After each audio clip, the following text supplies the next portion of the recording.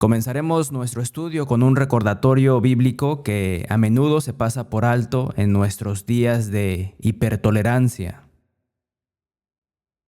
El Espíritu Santo nos dice en Romanos capítulo 16, versículo 17, Romanos capítulo 16, versículo 17, mas os ruego, hermanos, que os fijéis en los que causan divisiones y tropiezos en contra de la doctrina que vosotros habéis aprendido, y que os apartéis de ellos.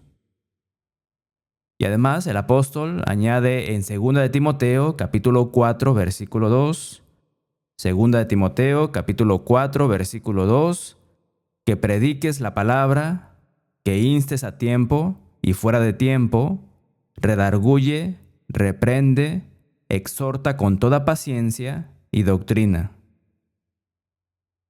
Anteriormente Jesús habla de los falsos maestros como lobos vestidos de ovejas, en Mateo capítulo 7 y versículo 15. Entonces, ¿qué haremos nosotros cuando identifiquemos a los lobos que despojan el rebaño? ¿Qué haremos cuando identifiquemos a los lobos que despojan al rebaño? ¿Saben? Algunos susurran que deberíamos proteger a los lobos en lugar de proteger a otras ovejas, guardando para nosotros la identidad de lobos. Amados hermanos y amigos, no podemos hacer eso. De hecho, el apóstol Pablo nos dice en 1 de Timoteo capítulo 5, versículos 19 y 20, 1 de Timoteo capítulo 5 versículos 19 y 20, que los ancianos, espiritualmente hablando, que persisten en hacer el mal, deben ser reprendidos delante de todos.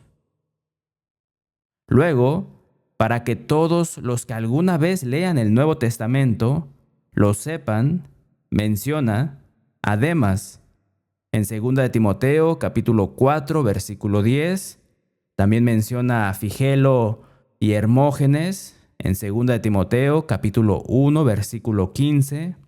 Encontramos también la mención de Himeneo y Alejandro, 1 de Timoteo capítulo 1 versículos 19 y 20.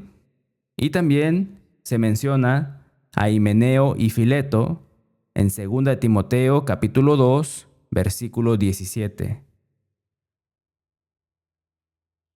Así que debemos recordarlos. Ahora, abordemos el tema de hoy. Noten que Jesús dice en Juan capítulo 15, versículo 7. Juan capítulo 15, versículo 7. Si permanecéis en mí y mis palabras permanecen en vosotros, pedid todo lo que queréis y os será hecho. Nuestro Señor Jesús también dice en Marcos capítulo 11, versículos 23 y 24, Marcos capítulo 11, versículos 23 y 24, cualquiera que dijere a este monte, quítate y échate en el mar, y no dudar en su corazón, sino creyere que será hecho lo que dice, lo que diga le será hecho.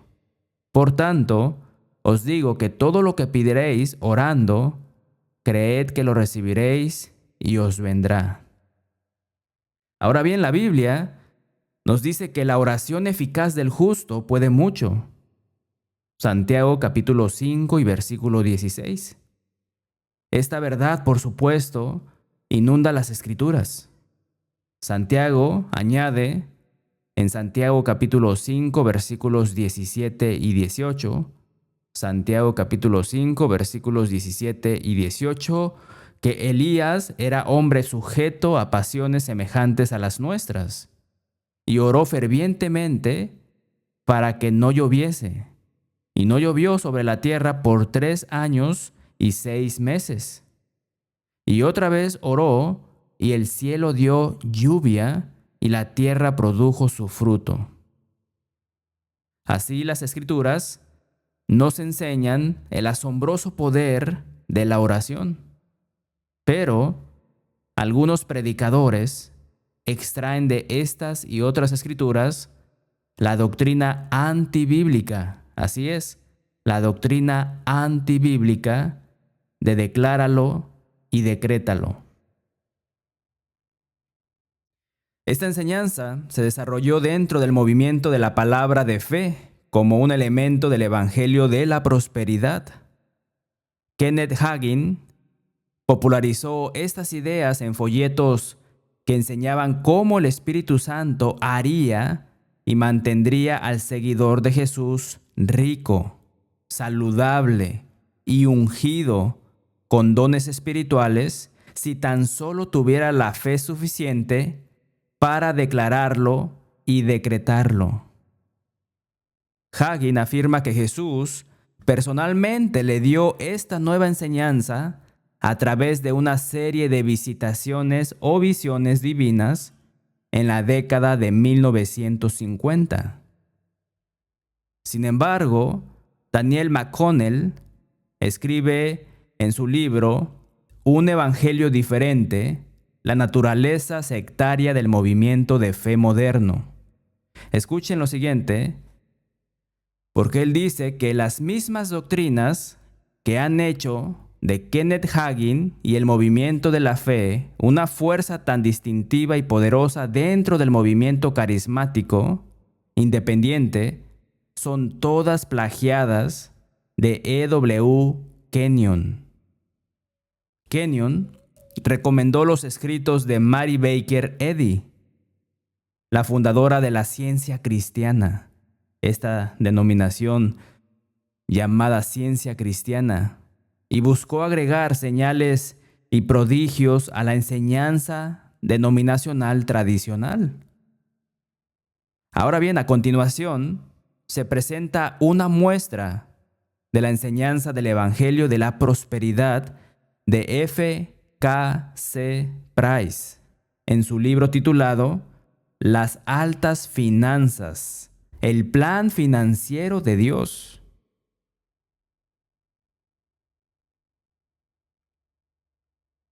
Él dice que necesitamos darnos cuenta de que la prosperidad es la voluntad de Dios. Vaya. Continúa diciendo que es la voluntad perfecta de Dios, que todos prosperen en todas las áreas de la vida. Principalmente, él dice que estamos tratando con la prosperidad material y financiera porque tiene que ver con los diezmos y las ofrendas. Ahora bien, hermanos y amigos, los hombres que predican el evangelio de la prosperidad también se fijan en escrituras como Gálatas capítulo 6 y versículo 7. Gálatas capítulo 6, versículo 7, donde encontramos las siguientes palabras.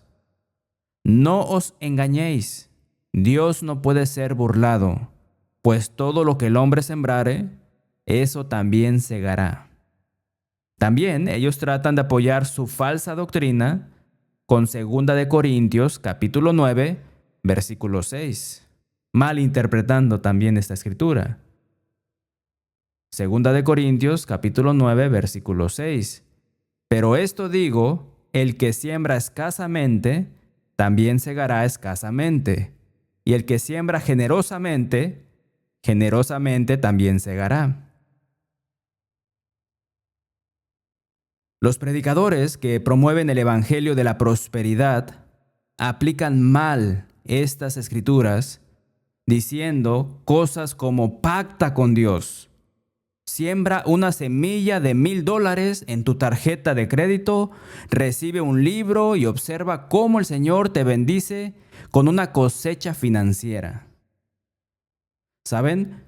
Una señora da un testimonio de su deuda de $86,000 con el IRS, que es el Servicio de Impuestos Internos aquí en Estados Unidos, que fue borrada su deuda después de que sembró supuestamente una semilla de $1,000 para el ministerio de Mike Murdock. Un joven dice que necesitaba un trasplante de doble pulmón Así que sembró una semilla de $1,000 y recibió su trasplante de doble pulmón en 2 semanas. Otra señora dijo que le dijeron que estaría libre de deudas en 8 meses y que ha pagado su casa en ese tiempo. Ella dijo, ahora estoy libre de deudas. Otra señora dijo, sembré una semilla de $1,000 y mi hija se curó del cáncer. Y otra vez, una y otra vez, se escucha hablar de plantar o de pactar con Dios una semilla de $1,000 para el ministerio de Murdoch y de cuánto mayor es la cosecha de riqueza o salud que la semilla. Como aquellos pastores de la prosperidad que enseñan, mientras más das, más recibirás. Ahora, el locutor del programa dice que el doctor Mike Murdoch comparte las claves de la sabiduría, aquella según supuesta sabiduría explosiva, que ha cambiado a miles de personas en todo el mundo. Dice que sus enseñanzas han revelado el secreto del éxito para millones de personas en más de 100 países del mundo. Por lo tanto, la idea de decláralo y decrétalo proviene de este tipo de supuesta predicación. Hermanos y amigos, el cristianismo codicioso deja en evidencia a los hombres y mujeres de fe genuinos. Ahora bien, examinemos esta idea más a fondo a la luz de las Escrituras. Como sabemos, el 10º mandamiento es no codiciarás, según Romanos capítulo 13, versículo 9. El Espíritu Santo nos dice en Colosenses capítulo 3 y versículo 5 que la codicia es idolatría. Además, el apóstol Pedro advierte que la avaricia es una señal de alerta para identificar a los falsos maestros. Tengamos esto presente. La avaricia es una señal de alerta para identificar a los falsos maestros. Pedro escribe en 2 de Pedro capítulo 2 versículo 3. 2 de Pedro capítulo 2 versículo 3. Y por avaricia harán mercadería de vosotros con palabras fingidas. Sobre los tales, ya de largo tiempo, la condenación no se tarda y su perdición no se duerme. Ahora escuchen, porque la versión de la Biblia o la traducción de la Biblia, Dios habla hoy, dice de manera más directa que los falsos maestros, en su ambición de dinero, los explotarán a ustedes con falsas enseñanzas. En otras palabras, cuando te miran, ven signos de pesos o signos de dólares. Se preocupan más por lo que pueden obtener de ti, no por tu salvación. Él añade en el mismo capítulo, tienen el corazón habituado a la codicia. Versículo 15. Siguiendo el camino de Balaam, hijo de Beor, el cual amó el premio de la maldad.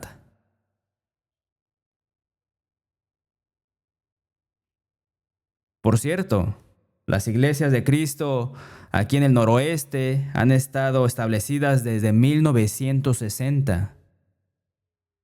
Y dejando que la Biblia hable, ha estado al aire durante aproximadamente 3 años y ninguno de nosotros hemos pedido nunca un centavo.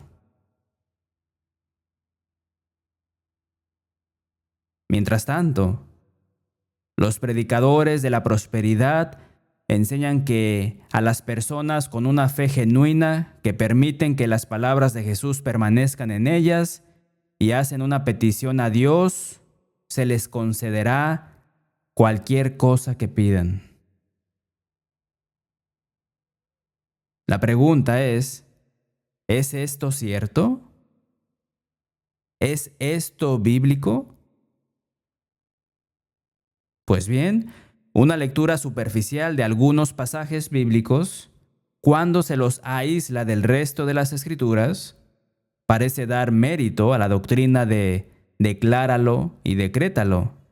Sin embargo, una mirada más atenta a estos pasajes, junto con lo que las escrituras revelan sobre la oración, expone este grave error. La primera pista fue el seguimiento que hizo Jesús a la respuesta a una oración para que una montaña fuera arrojada al mar. Obviamente Jesús usó una hipérbole aquí para señalar el poder de la oración de fe. Jesús, nuestro Señor, no abogó por hacer cambios en la topografía. Jesús no promovió el egoísmo carnal aquí en la tierra. Comprendan, hermanos y amigos, Dios no es un genio y la oración no es una lámpara mágica.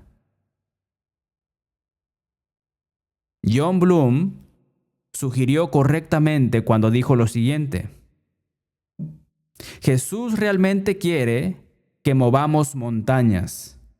Marcos 11:23. Pero estamos destinados a mover las montañas que Dios quiere que se muevan. Amén a ello. William Carey también formuló bien el principio que Jesús propuso. Espera grandes cosas de Dios, intenta grandes cosas para Dios y somete todo a Dios. El cristiano que permite que las palabras de Jesús permanezcan en él debe, por supuesto, orar con confianza en que el Señor escucha su oración. Recordemos cómo el Espíritu Santo resalta esta verdad en Santiago capítulo 1, versículos 5 y 6. Santiago capítulo 1, versículos 5 y 6. Y si alguno de vosotros tiene falta de sabiduría, pídala a Dios, el cual da a todos abundantemente y sin reproche, y le será dada. Pero pida con fe, no dudando nada, porque el que duda es semejante a la onda del mar, que es arrastrada por el viento y echada de una parte a otra. Creer que Dios responderá a la oración de sus hijos fieles es una cuestión. Sin embargo, Jesús nuestro Señor nunca sugirió a sus discípulos que presentaran una petición como si fuera una demanda con absoluta seguridad de que Dios la concedería. Incluso algunas de las oraciones de Jesús no fueron respondidas. ¿Sabían eso? Así es. Algunas de las oraciones de Jesús nuestro Señor no fueron respondidas. En Juan capítulo 17, versículos 20 y 21, Jesús nuestro Señor oró para que sus discípulos fueran uno, para que todos estuviéramos unidos. Lamentablemente, la división es una plaga constante entre los seguidores profesantes de Jesús. Leemos que existía incluso en los escritos del apóstol Pablo del primer siglo. A continuación, en forma de pregunta, ¿recuerdan la noche de la traición de Judas y el arresto de Jesús? la agonizante experiencia de Jesús en el huerto de Getsemaní? Él oró: Padre mío, si es posible, pase de mí esta copa, pero no sea como yo quiero, sino como tú. Mateo capítulo 26, versículo 39. Jesús estaba pidiendo si era posible que se evitara su traición, su arresto, sus juicios, azotes y crucifixión. Por supuesto, para que el hombre tuviera alguna esperanza de salvación, el Padre no podía conceder esa petición. Y anoten esto si están tomando notas. Si el Padre Celestial puede decirle no a su único Hijo, entonces definitivamente nos dirá no de vez en cuando. Alguien puede argumentar: sí, pero Jesús agregó, pero no sea como yo quiero, sino como tú. Y que es cierto. Sí, sí es verdad. Pero eso me lleva al siguiente punto. El Espíritu Santo nos instruye en Primera de Juan, capítulo 5, versículos 14 y 15. Primera de Juan, capítulo 5, versículos 14 y 15. Y esta es la confianza que tenemos en Él, que si pedimos alguna cosa, y escuchen, conforme a su voluntad, Él nos oye. Y si sabemos que Él nos oye en cualquier cosa que pidamos, sabemos que tenemos las peticiones que le hayamos hecho. Conforme a su voluntad. Por lo tanto, debemos calificar todas nuestras oraciones con la salvedad: si es posible que sea tu voluntad, Señor mío.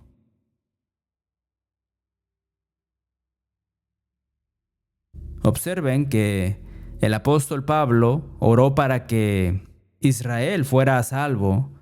Romanos capítulo 10, versículo 1. Romanos capítulo 10, versículo 1, pero lamentablemente continúa diciendo que no se han sujetado a la justicia de Dios. Versículo 3. Y en forma de nota pueden ver más tarde Romanos capítulo 11. Otra declaración del apóstol Pablo enuncia la misma verdad y con mayor especificidad.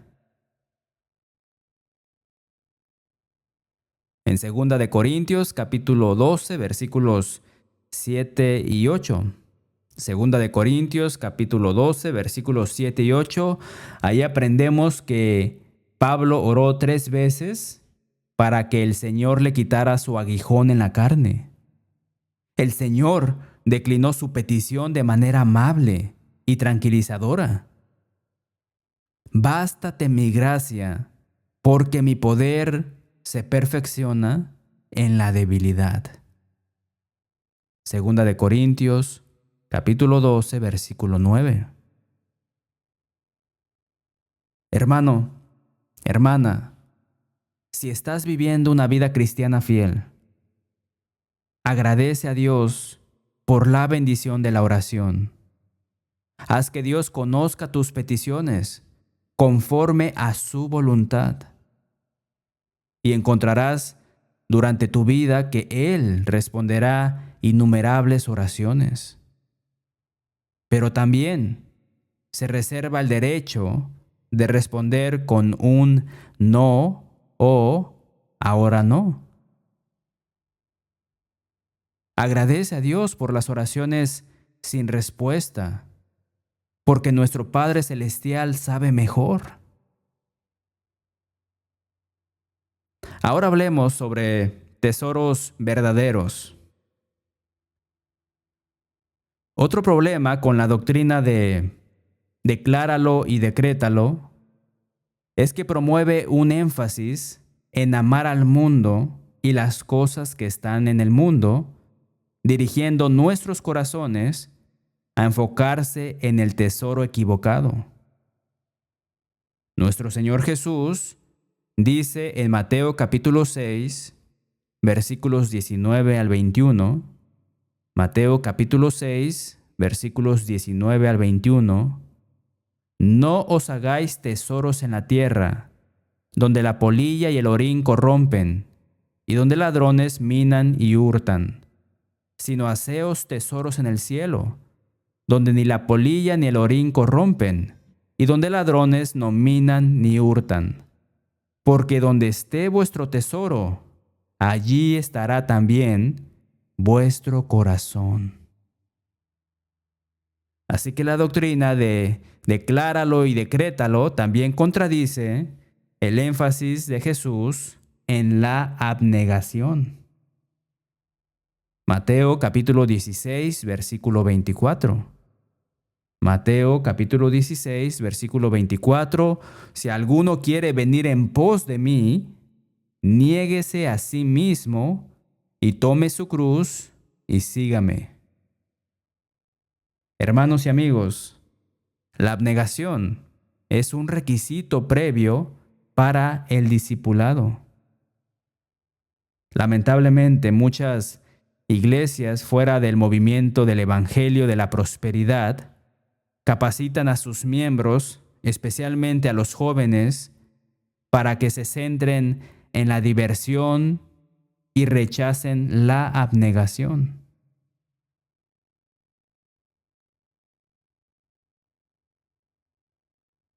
¿Debe Jesús llevar la cruz solo y que todo el mundo quede libre? ¿No hay una cruz para todos y hay una cruz para mí? ¿Y qué hay de tomar nuestra cruz? Jesús dice que debemos hacerlo. Sin cruz no hay corona. Eso es lo que el apóstol Pablo estaba enseñando en Gálatas capítulo 2, versículo 20. Gálatas capítulo 2, versículo 20. Con Cristo estoy juntamente crucificado, y ya no vivo yo, mas vive Cristo en mí, y lo que ahora vivo en la carne, lo vivo en la fe del Hijo de Dios, el cual me amó y se entregó a sí mismo por mí. Sin embargo, el movimiento de la prosperidad aleja al hombre de llevar su cruz.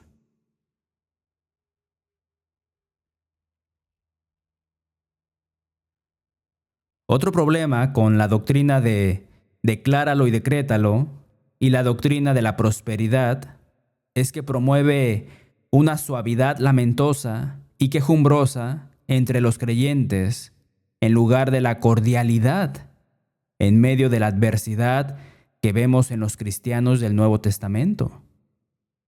Un elemento central de este error es el rechazo de lo que Jesús dice que significa ser bendecido por lo que el mundo nos enseña que significa ser bendecido. La doctrina de decláralo y decrétalo no deja lugar para la enseñanza de Jesús sobre la bendición del sufrimiento. Mateo capítulo 5 versículos 10 al 12. Mateo capítulo 5 versículos 10 al 12. Bienaventurados los que padecen persecución por causa de la justicia, porque de ellos es el reino de los cielos. Bienaventurados sois cuando por mi causa os vituperen y os persigan y digan toda clase del mal contra vosotros mintiendo. Gozaos y alegraos, porque vuestro galardón es grande en los cielos, porque así persiguieron a los profetas que fueron antes de vosotros. ¿Se dan cuenta? Los predicadores del Evangelio de la Prosperidad, de cómo su enseñanza se refleja en la multitud de mártires de los últimos 2 milenios.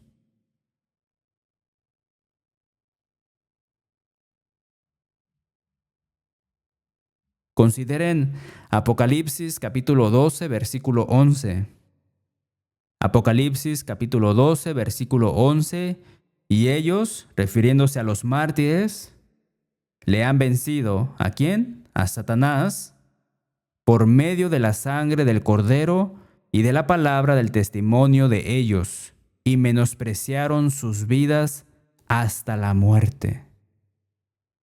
En forma de nota, también pueden ver más tarde Hechos capítulo 7, versículos 57 al 59, Hechos capítulo 8, versículos 1 y 3, y Hechos capítulo 12, versículos 1 y 2. Por supuesto, el apóstol Pablo sufrió mucho por la fe. Vayamos, por favor, a 2 de Corintios capítulo 11 y veamos los versículos 24 al 27. 2 de Corintios capítulo 11, versículos 24 al 27. Pablo dice que de los judíos 5 veces he recibido 40 azotes menos uno. 3 veces he sido azotado con varas, 1 vez apedreado, 3 veces he padecido naufragio, 1 noche y 1 día he estado como náufrago en alta mar, en caminos muchas veces, en peligros de ríos, peligros de ladrones, peligros de los de mi nación, peligros de los gentiles, peligros en la ciudad, peligros en el desierto, peligros en el mar, peligros entre falsos hermanos, en trabajo y fatiga, en muchos desvelos, en hambre y sed, en muchos ayunos, en frío y en desnudez, etc. El apóstol Pablo le fue dado un aguijón en la carne. Pero ¿qué sucedió cuando este devoto soldado oró para que esta dificultad fuera quitada? Declaró la eliminación del aguijón en la carne, pero nunca pudo decretarlo. Claro que no. ¿Qué dice la Biblia? 2 de Corintios, capítulo 12, versículos 8 al 10. 2 de Corintios, capítulo 12, versículos 8 al 10. Respecto a lo cual 3 veces he rogado al Señor que lo quite de mí, y me ha dicho: bástate mi gracia, porque mi poder se perfecciona en la debilidad. Y escuchen a Pablo: por tanto, de buena gana me gloriaré más bien en mis debilidades, para que repose sobre mí el poder de Cristo. Por lo cual, por amor a Cristo, me gozo en las debilidades, en afrentas, en necesidades, en persecuciones, en angustias, porque cuando soy débil, entonces soy fuerte.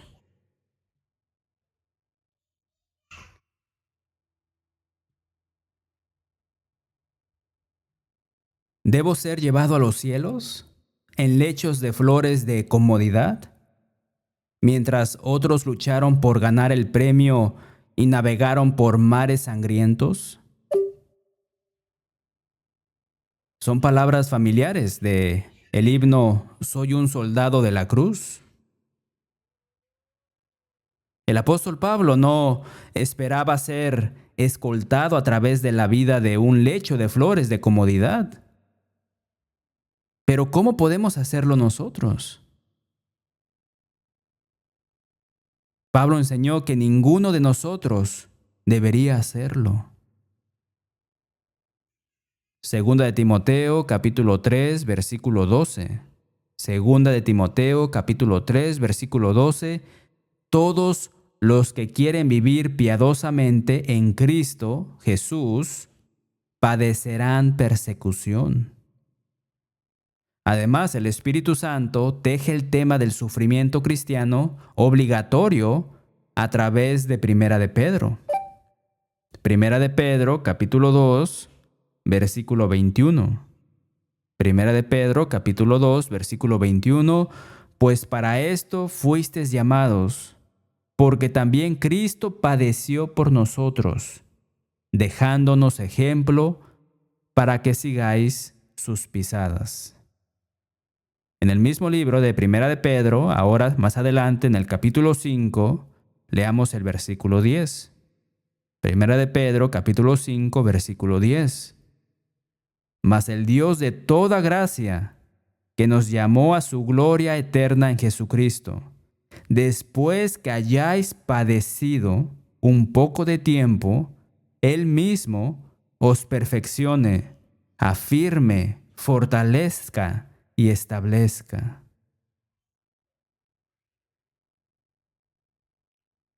Bien, llegamos a la parte de orar sin cesar.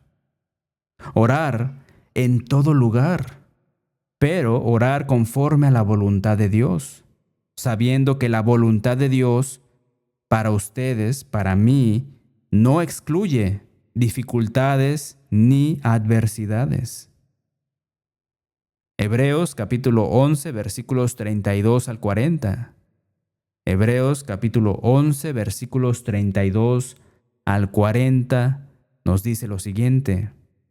¿Y qué más digo? Porque el tiempo me faltaría contando de Gedeón, de Barak, de Sansón, de Jefté, de David, así como de Samuel y de los profetas, que por fe conquistaron reinos, hicieron justicia, alcanzaron promesas, taparon bocas de leones, apagaron fuegos impetuosos, evitaron filo de espada, sacaron fuerzas de debilidad, se hicieron fuertes en batallas, pusieron en fuga ejércitos extranjeros. Las mujeres recibieron sus muertos mediante resurrección, mas otros fueron atormentados, no aceptando el rescate a fin de obtener mejor resurrección. Otros experimentaron vituperios y azotes, y a más de esto, prisiones y cárceles. Fueron apedreados, aserrados, puestos a prueba, muertos a filo de espada, anduvieron de acá para allá, cubiertos de pieles de ovejas y de cabras, pobres, angustiados, maltratados, de los cuales el mundo no era digno, errando por los desiertos, por los montes, por las cuevas y por las cavernas de la tierra. Y todos estos, aunque alcanzaron buen testimonio mediante la fe, no recibieron lo prometido, proveyendo Dios alguna cosa mejor para nosotros, para que no fuesen ellos perfeccionados aparte de nosotros. Orar con fe, conforme a la voluntad de Dios, sabiendo que Él puede contestar sus oraciones, pero que a veces su respuesta es no o ahora no. Habacuc capítulo 3 versículos 17 y 18 como última escritura. Habacuc capítulo 3 versículos 17 y 18. Aunque la higuera no florezca, ni en las vides haya frutos, aunque falte el producto del olivo, y los labrados no den mantenimiento, y las ovejas sean quitadas de la majada, y no haya vacas en los corrales. Con todo, yo me alegraré en Jehová, y me gozaré en el Dios de mi salvación.